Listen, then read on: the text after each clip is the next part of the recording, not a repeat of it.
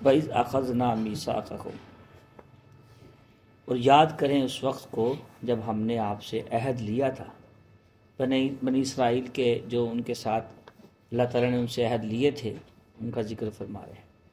یاد کریں جب ہم نے عہد لیا تھا تم سے کہ تم خون نہیں بہاؤ گے آپس میں ایک دوسرے کا، اور نہ نکالو گے تم اپنوں کو ان کے گھروں سے، ثم اقررتم، تم نے اقرار کیا اور اس پر تم گواہ ہو، ثم انتم ہؤلاء، پھر تم ہی نے قتل کیا اپنے رشتہ داروں کو، اپنے عزیز و اقارب کو، وَتُخْرِجُونَ فَرِيقًا مِّنْكُمْ، اور نکال دیا ایک فریق نے تم میں سے ان کو گھروں سے، تَظَاهَرُونَ عَلَيْهِمْ بِالْإِثْمِ وَالْعُدْوَانِ، اور غلبہ پا لیا تم نے گناہ اور دشمنی کے ساتھ، زیادتی کے ساتھ،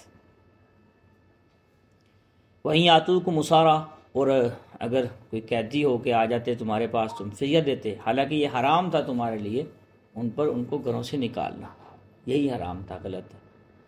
اَوَتُؤْمِنُونَ بِبَعْضِ الْكِتَابِ وَتَكْفُرُونَ بِبَعْضٍ، تم بعض کتاب پہ عمل کرتے ہو، ایمان لاتے ہو، بعض کا انکار کر دیتے ہو۔ فَمَا جَزَاءُ مَن يَفْعَلُ ذَلِكَ مِنكُمْ، بس نہیں ہے اس کا کوئی بدلہ سوائے رسوائی کے دنیا کی زندگی میں بھی، اور قیامت کے دن لٹایا جائے گا شدید سخت عذاب کی طرف۔ واللہ بغافل عما تعملون، اللہ تعالیٰ غافل نہیں ہے ان کاموں سے جو تم کرتے ہو۔ اولئک الذین اشتروا الحیاۃ الدنیا، یہی وہ لوگ ہیں جنہوں نے دنیا کی زندگی کے بدلے میں، دنیا کی زندگی کو ترجیح دی آخرت کے بدلے میں، بیچ ڈالا۔ اشترو کہتے ہیں بیچنا، یعنی آخرت بیچ کر دنیا کی زندگی خریدنا۔ فلا یخفف عنہم العذاب، پس نہیں ہوگا ہلکا ان سے عذاب، اور نہ وہ ان کا کوئی مددگار ہوگا۔ حضرت موسیٰ علیہ الصلاۃ والسلام اور حضرت ہارون علیہ الصلاۃ والسلام کی وفات کے بعد بنی اسرائیل نے حضرت یوشع بن نون علیہ السلام، یہ علیہ الصلاۃ والسلام کی قیادت میں فلسطین کو فتح کرنا شروع کر دیا۔ سب سے پہلے جو انہوں نے شہر فتح کیا، اریحا لکھا ہے مفسرین نے، اس کو فتح کیا، پھر آہستہ آہستہ سارا فلسطین انہوں نے حضرت یوشع بن نون علیہ السلام نے فتح کیا، بنی اسرائیل نے ان کی صدارت میں، ان کی قیادت میں یہ فتح کیا بنی اسرائیل کو۔ اب انہوں نے مرکزی حکومت بنانے کی بجائے 12 قبیلے تھے، تو 12 قبیلوں میں وہ حکومت تقسیم کر دی، جو بنی اسرائیل کو فتح کیا تھا آپس میں تقسیم کر لی۔ ہر قبیلے کا ایک سردار تھا، علاقہ وائز قبیلے بنا لیے، علاقہ وائز اس کی حکومت دے دی۔ تو مرکزی حکومت انہوں نے نہیں بنائی تھی، بلکہ علاقہ وائز حکومت بنا کے اس کو تقسیم کر لیا۔ اس کے بعد یہ آپس میں ہی ان قبیلوں کی لڑائیاں شروع ہو گئیں۔ ایک قبیلے کے سردار نے دوسرے قبیلے کے سردار کو نہیں مانا، لڑائی شروع، دوسرے نے تیسرے کو نہیں مانا، تیسرے نے چوتھے کو نہیں مانا۔ اس ساری لڑائی کا پس منظر اور یہ کشمکش جو شروع ہوئی ان کی فتح کرنے کے بعد، انعام ملنے کے بعد، تو وہ اس کو اللہ تعالیٰ نے یہاں پہ تفصیل کے ساتھ ذکر فرمایا کہ ہم نے تم سے عہد نہیں لیا تھا، اتنی بڑی نعمت کے باوجود تم نے آپس میں کسی کا خون، 3 عہد اللہ تعالیٰ نے ان سے لیے تھے۔ ایک تو قتال نہیں کرنا، دوسرا گھروں سے نہیں نکالنا کسی کو، غالب جو مغلوب ہیں ان کو گھروں سے نہیں نکالیں گے، آپس میں جو فتح لیتے جنگ کرتے کسی کو بھی نہیں نکالیں گے، گھروں سے نہیں نکالیں گے، رشتہ داروں کو، عزیزوں کو۔ تیسرے نمبر پہ، نمبر 1 قتال نہیں کرنا، نمبر 2 اخراج، گھروں سے نہیں نکالنا، نمبر 3 جو ان سے عہد لیا کہ اگر کوئی کافر آپ پہ غلبہ پا لیں تو فدیہ دے کے ان کو چھڑوا لینا۔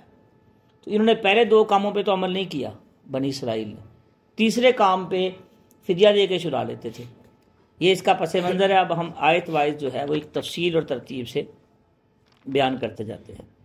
تو اللہ تعالیٰ نے فرمایا کہ تم نے جو ہے وہ خون بہایا آپس میں اور گھروں سے بھی نکال دیا، وَلَا تُخْرِجُونَ أَنفُسَكُم مِّن دِيَارِكُم، میں نے تم سے جو عہد لیا تھا تم اس پہ اقرار بھی کرتے ہو اور گواہ بھی ہو، تو تم نے جو ہے گھروں سے بھی نکال دیا اور آپس کی لڑائیاں بھی شروع کر دی، قتل و قتال شروع کر دی۔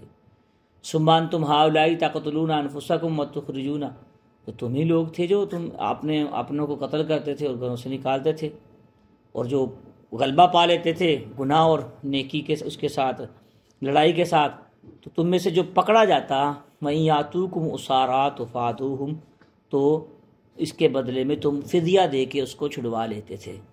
تو وَهُوَ مُحَرَّمٌ، حالانکہ یہ حرام ہے تمہارے لیے، پچھلے کام بھی حرام تھے، قتال ہی حرام تھا۔ تو علیکم اخراجہم، تمہارے لیے اللہ پاک خود ہی اس کا جواب دے رہے کہ حالانکہ تمہارے لیے ان کو گھروں سے نکالنا ہی جو ہے وہ حرام تھا، جائز نہیں تھا، ٹھیک نہیں تھا۔ مسلمان اس وقت کے دور میں یہ اس کی تفسیر کیا ہوگی؟ کیونکہ یہ تو بنی اسرائیل سے مخاطب ہیں، مسلمانوں کے لیے کیا سبق نکلتا ہے اس سے؟ ہمیں اس سے کیا حاصل کرنا چاہیے سبق؟ ان آیات سے کیا سیکھنا چاہیے؟ مسلمان کے لیے اگر ایک چھوٹا سا گھر ہو، اگر اس میں ہی آپس میں اختلافات شروع ہو جائیں تو سارے گھر کی برکتیں اور رونقیں ختم ہو جاتی ہیں، گھر کا ماحول خراب ہو جاتا ہے، اللہ تعالیٰ کی رحمت کے فرشتے اس گھر میں نہیں آتے، اعتماد ختم ہو جاتا ہے۔ اور اگر سارے مسلمان ہی آپس میں لڑنا شروع کرتے ہیں تو یہ تو آپ تو سب ماشاءاللہ پڑھے لکھے ہیں، ڈیوائیڈ اینڈ رول، یہ ایک رول بنایا کہ تقسیم کرو ان مسلمانوں کو، بالخصوص انہوں نے تو عمومی کہا ہے نا، لوگوں کو تقسیم کرو، ان کے اوپر حکومت کرو۔ تو اب دیکھیں ایک لمحہ فکریہ کیا ہے ہمارے لیے، سبق یہاں سے یہ حاصل ہوتا ہے۔ ایک گھر ہے، ایک ماں کے بچے ہیں، ایک باپ کے بچے ہیں، مثال کے طور پر 4 بھائی ہیں، ایک نے مکتبہ فکر بریلویت کو لے لیا، ایک نے دیوبندیت کو لے لیا، ایک نے اہل حدیث کو لے لیا، ایک نے شیعت کو لے لیا، یا بہت ایسے بیٹھے ہیں، وہ اس کو کافر سمجھ رہا ہے، وہ اس کو کافر سمجھ رہا ہے، وہ اس کو کافر سمجھ رہا ہے، شیعت کو نکال دیں، 3 فرقوں کو لے لے چلیں۔ تو بھائی یہ بریلوی، دیوبندی، اہل حدیث، ان کا تو اس درجے کا اختلاف ہی نہیں آپس میں کہ جس درجے کے بنا کے دشمنی بیٹھے ہوئے ہیں۔ پوری دنیا کے سامنے مسلمان تماشا ہی بنا ہوا ہے۔ کیسے بنا ہوا ہے؟ کہ سارے کہتے ہیں ان کا خدا ایک ہے، کتاب ایک ہے ان کے پاس، رسول ایک ہے، شریعت ایک ہے، حلال حرام میں بھی کسی کا اختلاف نہیں ہے۔ مسئلہ صرف یہ ہے اندر وسعت نہیں ہے کسی کو قبول کرنے کی۔ میں یہ نہیں کہہ رہا کہ غلطی کو قبول کریں، شرک کو قبول کریں، کوئی بھی نہیں کہتا یہ، بدعت کو قبول کریں، کوئی بھی نہیں کہتا یہ۔ کس فرقے میں خامی نہیں، مجھے وہ فرقہ دکھا دیں، کوئی بھی نہیں ہے، کمیاں سب میں ہیں، لیکن ہر ایک ناجی بننے کے چکر میں ہے۔ بھائیو دوستو، رفع دین بھی احادیث میں ہے، میری بات سمجھ آ رہی؟ ترک رفع دین بھی احادیث میں ہے۔ تھوڑا سا دل وسیع کرے، مسلمانوں کا دائرہ کار وسیع کرے۔ اللہ تعالیٰ کی جنت جو ہے بڑی وسیع ہے۔ اللہ تعالیٰ نے کسی ایک بندے کے لیے، کسی ایک فرقے کے لیے اپنی جنت نہیں بنائی، ہاں اس نے مسلمانوں کے لیے بنائی ہے، ساری کائنات کے مسلمانوں کے لیے۔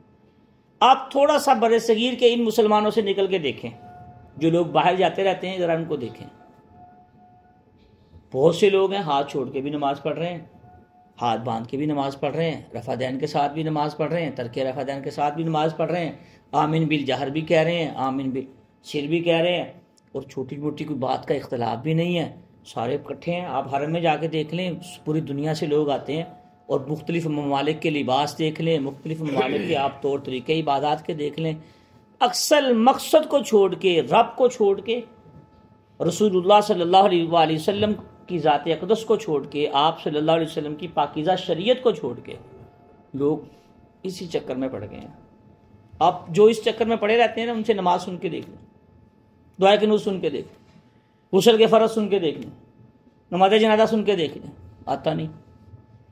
لڑائیاں جتنی مرضی کروا لو، وہ کافر ہے، وہ کافر ہے، وہ کافر ہے، وہ کافر ہے، وہ خود مسلمان بن کے بیٹھا ہوا ہے اور اپنے آپ کو جنت کے قریب سمجھ کے بیٹھا ہوا ہے۔ ایسی بات نہیں ہے بھائی۔ آپس کا قتال، آپس کے لڑائی جھگڑے، آپس کے اختلافات، اس کی ایک حد بندی ہوتی ہے۔ اگر آپ رفع دین کرتے ہیں تو نہ کرنے والوں پہ تنقید نہ کریں خدا کے لیے، اور اگر نہیں کرتے تو کرنے والوں پہ تنقید نہ کریں۔